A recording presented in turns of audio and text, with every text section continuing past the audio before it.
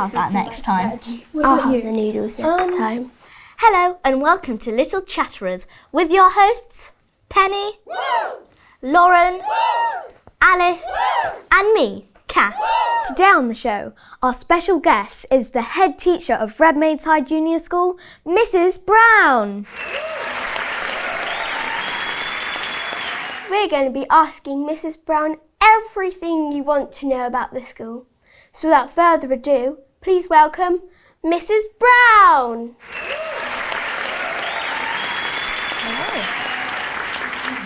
Hello, Mrs. Brown. How are you today? I'm good, thank you very much. And you, Alice? Oh, we're all wonderful.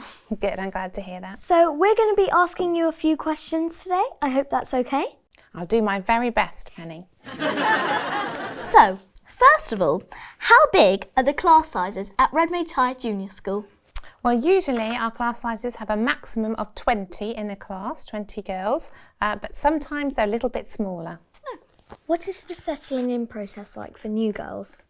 Well, all new girls are invited to come and meet their teacher in July, sometimes the end of June, and they meet all their new friends in their class on that same day too, and they're also given a big girl to look after them, and that big girl will meet them on that day. They send them a card in the holidays, and then they join them in September, take them to lunch the first day and help them in the playground, and bond that friendships and help them to settle in really well. And then of course there's lots of contact between the teachers and the parents to make sure that the children are settling happily. Yeah. What is the wraparound care like at the school? Well, we can have quite a long day sometimes. Has anyone here been to Breakfast Club? Oh, I have. Yes. Oh, you've all been to Breakfast Club. What's your favourite breakfast that you get at Breakfast Club? Cassia, what's your favourite breakfast? Butter on toast. Just butter on toast? Yes, I love it. I love the smell of toast. What was your favourite breakfast, Alice? I had waffles once. You had waffles in Breakfast Yeah. Club. I missed that day. I'm going to try and book in and find out when that one is. But yes, Breakfast Club starts at 7:30 in the morning, so you can arrive that early. But otherwise, the playground's open at 8 o'clock. I do Wednesday morning playground duty. Yesterday, I was really lucky. The sun was shining. It was beautiful. And then the doors open at 8:20 in the morning. And then there's morning challenge, isn't there, for you to get on if you want to in a relaxed way. But then the day starts at 8:45 with everyone sat down ready for registration. And then after school, we finish mainly at 3:45 at the after school. And after school club starts at 4 p.m. and it goes right the way through to 6 p.m. But I know that a lot of you are very busy girls and you often do lots of extracurricular activities after school as well, which probably you might ask me about, I have a feeling, a bit later on. So you can be at school from 7:30 a.m. right through to 6 p.m. That is a long day. It is, but a busy, fun one. What extracurricular activities are there and how much do they cost? Well, there are a huge range of extracurricular activities and each term we change them a bit so that there is something for everybody throughout the school year. So there are many, many sports clubs, and I know you're keen hockey players, cricket players. I know that some of you like judo, we do fencing.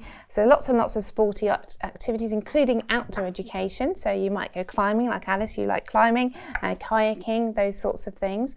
But also we have musical activities, there are art activities, maths activities, science activities. And lots of the clubs are free, they don't cost anything, and because they're run by our class teachers.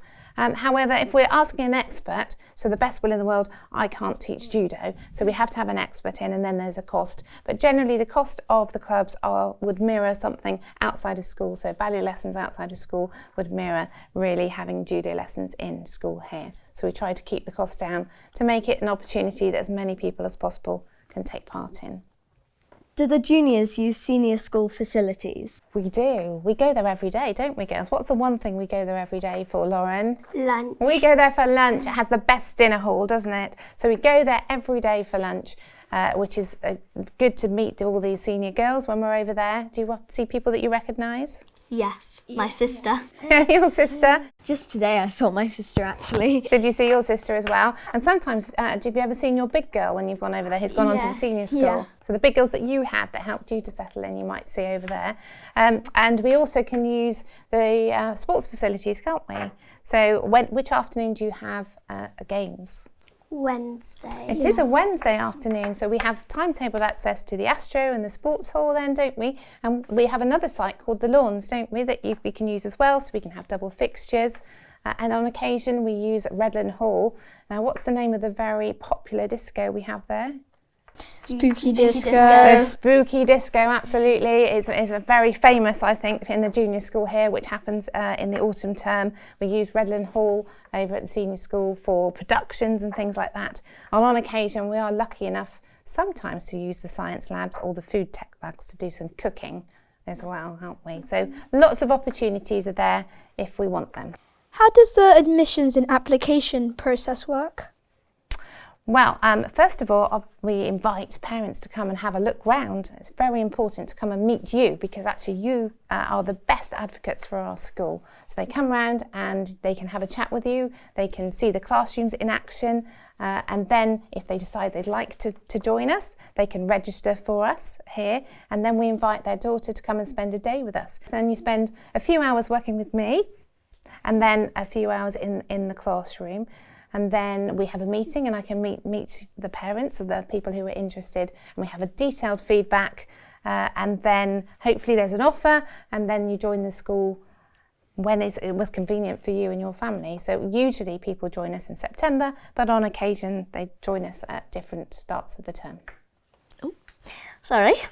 Deborah from Westbury-on-Trim has called in to ask, what are the benefits of being in an all-girls school?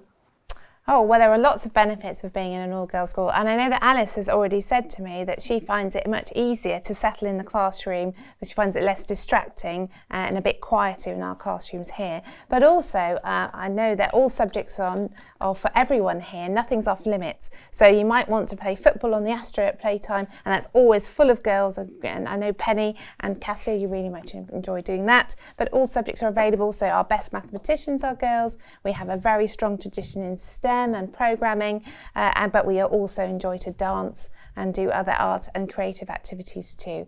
So really the best advantage here of being a girls' school is that there is something for everyone and you can be who you are. What school trips can we do in the junior school? Well, there are many school trips that you can take part in because they bring learning alive, and that's really important.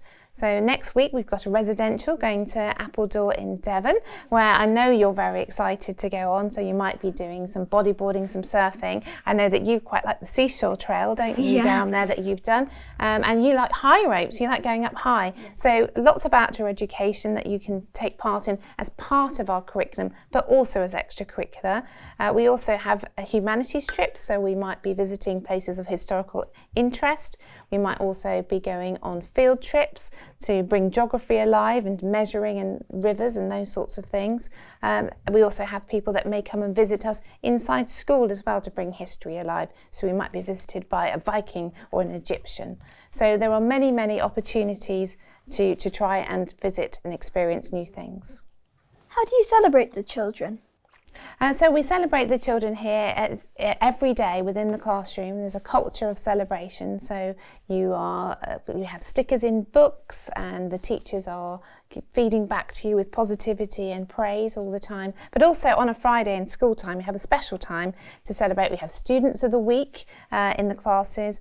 We have Celebrity of the Week, just because. And we have things like Good Manners Award, Scholars of the Week. So we look for lots of opportunities, and we also talk to you as the children. And recently we've just gone over our celebrations with our pupil voice girls, who have said they're very happy with things going on here and that they're pleased with the way that they are celebrated. So I think some people would like to know how you deal with friendship issues. Gosh, yes, because nobody's perfect, are we? We always fall out sometimes, but most of the time we get on very well here. So we have an open policy here where there's no blame. So we invite you to discuss it and to talk about things, which usually works very well. So it's a system that we have, and if somebody's a bit worried about something, they bring a friend in and then they bring some other friends and we talk about it and then we support you to do that. We also do a session called class time, don't we? Yes. Who likes class time? I saw the smiles. Absolutely. It's a really fun session, isn't it? But in those sessions, it empowers you and teaches you how to solve problems and things, doesn't it? But I think one of the main things that we do here is we mix the whole school up. So we vertically group people for activity hour and things like that. So we've got year 3, 4, 5 and 6 together. And I think we mix up the lunch hall dining tables as well so that you're always meeting new people and changing friendships and relationships so that if you all know each other, we find that you all look out for each other. So we're small enough so that everybody knows everybody. And I think that was really, really helpful because then you look after each other in the playground because you look out for each other. Yeah. Alistair from Headmaids has written in to ask, can my daughter play an instrument or have drama lessons in school? Absolutely, there are a plethora of musical instruments that you can play. So from the harp to the drums, and we have 30-minute lessons that go out through the day. So you're welcome to try any instrument that you'd like to try. Also, we have drama lessons here, one-to-one drama lessons. They are 20 minutes long and again, they rotate and go out through the day. And finally, what's your favourite thing about the school? Goodness me, my favourite thing about the school. That's very tricky, but the heart of a school is always the children in the school. And so it has to be, my favourite thing actually is you. It's the pupils of the school. Because I often come here in the holidays and it's ever so quiet and quite sad. And I love it when you all come back after being on holiday and I can hear laughter in the corridors because it's a happy school. I hear skipping. We really probably shouldn't be skipping down the corridors, but I love it. I love it. And I just like that noise and healthy bustle that's in the school. So it is about you. The school is about you. You are the heart of the school. And that's what I absolutely love, is coming to school to see you. Well, thank you for joining us, Miss Brown. Well, it's been a pleasure. Thank you, Alice. Thank you for inviting me to come along today. And I hope you've enjoyed it too. Yeah, we have. Yeah. Thank you for joining us, Mrs. Brown.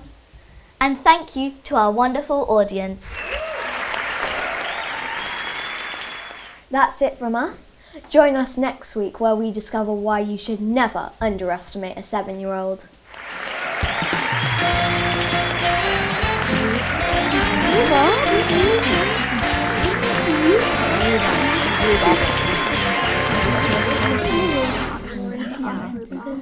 Just rhubarb.